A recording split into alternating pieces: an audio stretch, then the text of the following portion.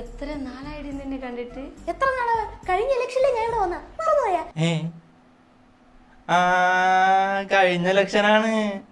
കഴിഞ്ഞ ഇലക്ഷൻ കഴിഞ്ഞിട്ട് ഈ ഇലക്ഷന് വന്നില്ലേ? അങ്ങനെ വേണം സ്ഥാനാർത്ഥികളായാല്. ആ ശുഷ്കാന്തി നോക്കൂ, ആ ശുഷ്കാന്തി. എന്താ ഒരു ശുഷ്കാന്തി നോക്കിക്കേ സ്ഥാനാർത്ഥിക്ക്. ഇവിടെ മാറിയുന്നേ.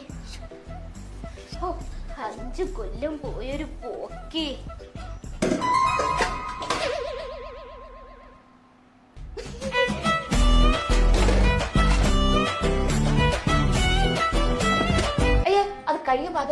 എന്താണമ്മച്ചി കൊല്ലങ്ങളായിട്ടുള്ള പണി കെട്ടിക്കിടക്കണേണ്. അത് പണി എടുക്കട്ടെ, ശല്യപ്പെടുത്തല്ലേ ഇങ്ങനെ.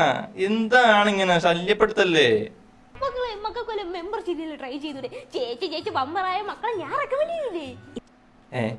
എന്തിനി ഇലക്ഷൻ നിന്ന് പൊട്ടാരാ?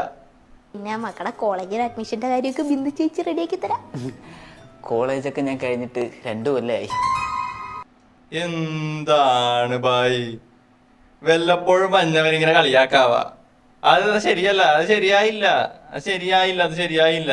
ഈ വാർഡിന്റെ വികസനത്തെ പറ്റി പഠിക്കാനായിട്ട് ഇന്ത്യയിൽ അങ്ങോളം ഇങ്ങോളമുള്ള വാർഡുകൾ ഞാൻ ചുറ്റിക്കറങ്ങായിരുന്നു. എന്നിട്ട് നീ വല്ല പഠിച്ചാ? കുറച്ച് ഉപ്പും കിടത്തി ചേച്ചി.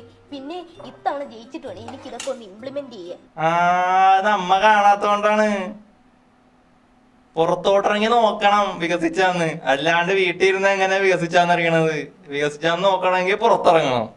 പുറത്തിറങ്ങി നോക്കിയാൽ അറിയാൻ പറ്റും വികസിച്ചാന്ന്. മനസ്സിലായ? ആരെങ്കിലും സഹായത്തിന് വെച്ചൂടെ ചേച്ചി? ഓ എന്തിന്?